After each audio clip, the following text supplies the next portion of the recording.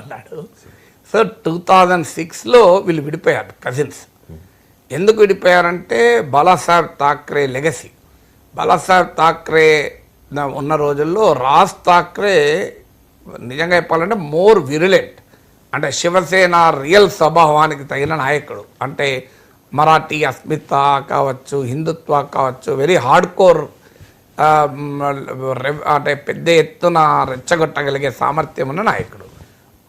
Uddhav Thackeray was soft spoken. అంటే దానివల్ల Balasaheb Thackeray legacy ఎవరు అని చర్చ వచ్చినప్పుడు రాజ్ ఠాక్రే ఆశించాడు. కానీ ఏ పార్టీ అయినా అల్టిమేట్గా మళ్ళీ ప్రాంతీయ పార్టీలు కావచ్చు, చిన్న పార్టీలు కావచ్చు, ఇలాంటి పార్టీలో సిద్ధాంతాలు ఏమి ఉండవు. మళ్ళీ తన కొడుకే నాయకుడు కావాలి శివసేనకని ఉద్ధవ్ ఠాక్రే ముందుకొచ్చాడు. దాంతో రాజ్ ఠాక్రేకి అర్థమైంది, శివసేన ఏదో హిందుత్వ పార్టీ అనుకున్నాను, మరాఠీ అస్మిత పార్టీ అనుకున్నాను, కాదు ఇది బాలాసాహెబ్ ఠాక్రేల కుటుంబ పార్టీ అని భావించి కుటుంబ సభ్యుడై కూడా కజిన్ అయి కూడా రాజ్ ఠాక్రే బయటకు వచ్చేసాడు. రాజ్ ఠాక్రే 2006లో బయటకు వచ్చాడు. కానీ ప్రాక్టికల్గా ఏం జరిగింది ఈ 20 ఇయర్స్లో, నియర్లీ 2 దశాబ్దాల ఉద్ధవ్ ఠాక్రే రాజ్ ఠాక్రేల విడివిడి ప్రయాణాలు ఏం జరిగింది? ఇద్దరు బలహీనపడ్డారు. కారణాలు ఏదైనా కానివ్వండి. మహారాష్ట్ర నవనిర్మాణ సేన ఉనికి కూడా పొందలేకపోయింది. లాస్ట్ అసెంబ్లీ ఎలక్షన్స్లో అడ్రస్ లేకుండా పోయింది. ఆఖరికి నాకు గుర్తు, ఐ థింక్ రాజ్ ఠాక్రే కొడుకు కూడా ఓడిపోయాడు అసెంబ్లీ ఎలక్షన్లో, అమిత్ అనుకుంటాను, నాకు తెలిసినంత గుర్తున్నంత వరకు. రాజ్ ఠాక్రే సన్ కూడా ఓడిపోయాడు అసెంబ్లీ ఎన్నికల్లో. దాంతో ఎంఎన్ఎస్కి అర్థమైంది తనకు ఇక పొలిటికల్ ఫ్యూచర్ లేదు అని. ఏం చేయాలి ఇక మరి? 2 ఆప్షన్స్, బీజేపీతోనన్నా కలవాలి, లేదంటే తిరిగి వచ్చి శివసేనతోనన్నా కలవాలి. బీజేపీతో కలవటానికి కూడా రాజ్ ఠాక్రే ప్రయత్నం చేశాడు. కానీ ఈలోగా జరిగింది ఏంటి పరిణామం అంటే, బీజేపీతో ఉన్నవారే అసహనం ఫీల్ అవుతున్నారు. ఏక్నాథ్ షిండే పరిస్థితి గమనించారు రాజ్ ఠాక్రే. బీజేపీతో ఉండడమే కాదు, బీజేపీ అధికారంలోకి రావడానికి కీలక పాత్ర పోషించి రిలేటివ్లీ వెరీ పాపులర్ చీఫ్ మినిస్టర్గా పేరుగాంచిన ఏక్నాథ్ షిండే పరిస్థితి ఏంటి? ఒక రకంగా అన్వాంటెడ్ గెస్ట్. అంటే మనం ఒక ఇంటికి ఒక గెస్ట్ వస్తే అతను పట్ల మనకు ఆసక్తి లేదనుకోండి, ఆ గెస్ట్ ఎలా ఎంబరాసింగ్ పొజిషన్లో ఉంటాడో చూడండి. ఒక అన్వాంటెడ్ గెస్ట్గా ఏక్నాథ్ షిండే ఉన్నాడు. సో రాజ్ ఠాక్రేకి అర్థమైంది, బీజేపీతో వెళ్ళినా ఏక్నాథ్ షిండే లాంటి బోలెడు మంది ఎమ్మెల్యేలుండి, ముఖ్యమంత్రిగా పాపులర్ ఉండి, ప్రజల్లో ఇమేజ్ ఉన్న నాయకుడికి ఏ విలువ లేదు. తనకేం విలువ ఉంటుంది? తనకు బలం కూడా లేదు, ఉనికి కూడా లేదు. అందువల్ల అర్థమైంది. తర్వాత ఇంకొకటి ఏమర్థమైందంటే, బీజేపీతో కలిసిన ఏ రీజనల్ పార్టీ కూడా లాభపడేది. మీరు చరిత్ర అంతా చూడండి. నేను అనేక సార్లు కూడా చెప్పాను, కాంగ్రెస్తో కలిసిన రీజనల్ పార్టీస్ బాగుపడ్డాయి. డిఎంకే కాంగ్రెస్తో కలిసింది, అధికారంలో ఉంది. మీకు కాంగ్రెస్తో కలిసిన రీజనల్ పార్టీస్, బీఆర్ఎస్ 2004లో కాంగ్రెస్తో కలిసింది, 10 ఏళ్ళు తెలంగాణలో కాంగ్రెస్నే పక్కకు పెట్టి పాలించింది. మీరు చరిత్రలో ఆర్జేడీ కాంగ్రెస్తో కలిసింది, బీహార్లో అధికారంలో ఉంది. ఉత్తరప్రదేశ్లో సమాజ్వాదీ పార్టీ కాంగ్రెస్తో కలిసింది, బీజేపీ కన్నా ఎక్కువ ఎంపీ సీట్లు గెలుచుకుంది.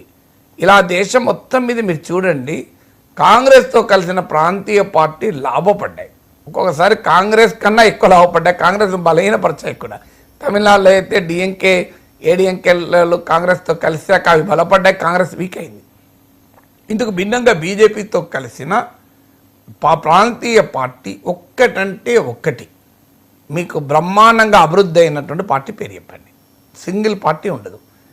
బీజేపీతో కలిసిన ప్రాంతీయ పార్టీ కాలక్రమేణా వీక్ కావడమే. అస్సాంలో అస్సాం గణ పరిషత్, బీహార్లో జేడీయూ, మీకు హర్యానాలో జననాయక జనతా పార్టీ, జమ్మూ కాశ్మీర్లో పీడీపీ, కర్ణాటకలో జనతాదళ్ సెక్యులర్, మహారాష్ట్రలో శివసేన, మీకు ఒరిస్సాలో బిజు జనతాదళ్ పరోక్షంగా మద్దతు, మీకు పరోక్షంగా అటు బీజేపీతో ఫైట్ చేయకుండా ఉన్న నవీన్ పట్నాయక్ ఓడిపోయాడు, జగన్మోహన్ రెడ్డి ఓడిపోయాడు, కేసీఆర్ ఓడిపోయాడు. మీరు గమనించండి. బీఆర్ఎస్, వైసీపీ, బీజేడీ, పంజాబ్లో శిరోమణి అకాలీ దళ్, తమిళనాడులో ఏడీఎంకే. మీరు ఈ ప్రతి పార్టీ పేరు ఇప్పుడు నేను దేశం మొత్తం అన్ని రాష్ట్రాలు చెప్పాడు, అన్ని పార్టీలు బలహీనపడ్డాయి. బీజేపీతో కలిసి బలపడ్డ ఒక్క ప్రాంతీయ పార్టీ పేరు చెప్పాను నాకు. ఇంపాసిబుల్, ఎక్కడా లేదు, దేశంలో ఎక్కడా లేదు. ఇది రాజ్ ఠాక్రేకి అర్థమైంది. ఓహో, బీజేపీతో కలిసిన ప్రాంతీయ పార్టీలు మనుగడ సాధించలేవు, కాలక్రమేణా ఆ పార్టీ స్పేస్ కాస్త బీజేపీ లాగేసుకుంటుంది. మీరు ఆంధ్రప్రదేశ్లో సహజంగా క్వశ్చన్ వస్తుంది, మరి ఏంటి అని. మీరు చూడండి తర్వాత ఏం జరుగుతుందో. ఇప్పుడు నేను చెప్తే ఏదో నాకేదో ఎజెండా ఉంది అని కొంతమంది అనుకుంటారు, కానీ జరగబోయేది అదండి. అందుకే ఇండియా అంతా చెప్పాను. ఆంధ్రప్రదేశ్లో ఏం జరుగుతుందో తర్వాత చూద్దాం. సో అందువల్ల రాజ్ ఠాక్రేకు బీజేపీ ఆప్షన్ లేదు. మరి ఏం చేయాలిగా? ఆయనకంటూ సొంత ఉనికి లేదు, బీజేపీతో కలవడం వల్ల ఉపయోగం లేదనుకున్నాడు. అందువల్ల అతను ఉద్ధవ్ ఠాక్రే వైపు చూశాడు. ఉద్ధవ్ ఠాక్రే పరిస్థితి ఏంటి? బీజేపీతో కలిసినప్పుడు బాలాసాహెబ్ ఠాక్రే ఉన్న రోజుల్లో Shiv Sena was a major partner. Manohar Joshi లాంటి వాళ్ళు ముఖ్యమంత్రులు అయ్యారు, లోక్సభ స్పీకర్లు అయ్యారు. బీజేపీ ఇది జూనియర్ పార్ట్నర్, కానీ రివర్స్ అయింది. ఇలా బీజేపీకి ఒక లెస్ దెన్ 10 సీట్స్ తక్కువ, అంతే. సొంతగా అధికారంలోకి వచ్చే పరిస్థితి వచ్చింది. శివసేన చీలిపోయింది. ఏక్నాథ్ షిందే వర్గం అసెంబ్లీ ఎన్నికల్లో డామినేట్ అయింది. లోక్సభ ఎన్నికల్లో ఉద్ధవ్ ఠాక్రే నిలబడ్డా. అందువల్ల ఇవాళ ఉద్ధవ్ ఠాక్రే పరిస్థితి ఏంటి? తాను కాంగ్రెస్ ఎన్సీపీలతో ఉన్నా తన బేస్ కాస్త దెబ్బతిన్నది. ఇప్పుడు ఆ బేస్ను పెంచుకోవడం అనేది ఇప్పుడు ఎస్పెషల్లీ ముంబై మున్సిపల్ కార్పొరేషన్ ఎన్నికలు ఉన్నాయి. శివసేనకు మొదటి నుంచి ముంబై ఒక కంచుకోట లాంటిది, గుండెకాయ లాంటిది. అందువల్ల ఇవాళ శివసేన వారసత్వం ఎవరిది, రియల్ శివసేన ఎవరిది అన్నప్పుడు ప్రజలు 2 రకాల తీర్పు చెప్పారు. పార్లమెంట్ ఎన్నికల్లోమో ఉద్ధవ్ ఠాక్రేది రియల్ శివసేన అని తీర్పు చెప్పారు మెజారిటీ ప్రజలు. అసెంబ్లీ ఎన్నికలకు వచ్చే వరకు ఏక్నాథ్ షిందేది రియల్ శివసేన అని తీర్పు చెప్పారు. సో అందువల్ల 1:1 మ్యాచ్ టై అయి ఉంది సిరీసు. ఇప్పుడు నెక్స్ట్ 3rd మ్యాచ్ సిరీస్లో ముంబై కార్పొరేషన్ ఎన్నికలు. దీంతో సిరీస్ ఎవరు గెలుస్తారని తేలిపోతుంది.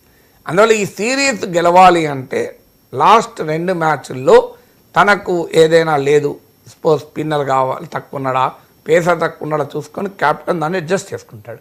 ఇప్పుడు కెప్టెన్ ఉద్ధవ్ ఠాక్రే కూడా ఆ అడ్జస్ట్మెంట్లో భాగంగా రాజ్ ఠాక్రే కనుక కలిస్తే Shiv Sena vote, legacy vote consolidate అయి ఏక్నాథ్ షిందేను ఎదుర్కోవచ్చు. ఇది మోర్ అప్రాప్రియేట్ టైం కూడా ఠాక్రేల కలయికకు. ఎందుకు? ఏక్నాథ్ షిందే రగిలిపోతున్నాడు. ఛాన్స్ దొరికితే బీజేపీ సంగతి తేలుద్దామనే కోపంతో ఉన్నాడు. సో కూటమిలో ఉన్నాడు, మరో మార్గం లేక, కానీ రగిలిపోతున్నాడు. No wonder even if Eknath Shinde కూడా బయటకు వచ్చి శివసేన రాజ్ ఠాక్రే ఉద్ధవ్ ఠాక్రేలతో కలిసినా ఆశ్చర్యపడాల్సింది లేదు. అంటే మళ్ళీ పాత శివసేన ఉమ్మడి శివసేనగా రూపాంతరం చెందినా ఆశ్చర్యపడాల్సిందేం లేదు. రెండవది, మరాఠీ అస్మిత శివసేనకు మూలం. హిందుత్వకు వచ్చేవరకు ఏమైందంటే బీజేపీ దేశవ్యాప్తంగా బలపడడం, రామ మందిర నిర్మాణం మోడీ ప్రభుత్వంలో పూర్తి కావడము, హిందుత్వ ఎజెండాకు బీజేపీ సింగిల్ రిప్రజెంటేటివ్గా మారిపోయింది. అందులో శివసేన వెళ్ళి కాంగ్రెస్తో ఎన్సీపీతో కలవడంతో హిందుత్వ ఓటుకు బీజేపీతో పోటీ పడే పరిస్థితుల్లో శివసేన లేదు. ఇక రెండవ డైమెన్షన్ మరాఠీ అస్మిత. మరాఠీ అస్మిత విషయంలో శివసేనకు పోటీ లేదు, ఈవెన్ బీజేపీ కూడా పోటీ కాదు. జాతీయ పార్టీ కనుక మరాఠీ అస్తిత్వవాదాన్ని బియాండ్ అ పాయింట్ బీజేపీ కూడా ముట్టుకోలేదు. ఇప్పుడు దేవేంద్ర ఫడ్నవీస్ తన హిందీ అనుకూల ధోరణి, బీజేపీ ధోరణి, తమిళనాడు పైన హిందీ రుద్దుతుండడం చూస్తున్నాం మనం. ఇప్పుడు మహారాష్ట్రపై కూడా హిందీ రుద్దడం మొదలుపెట్టారు.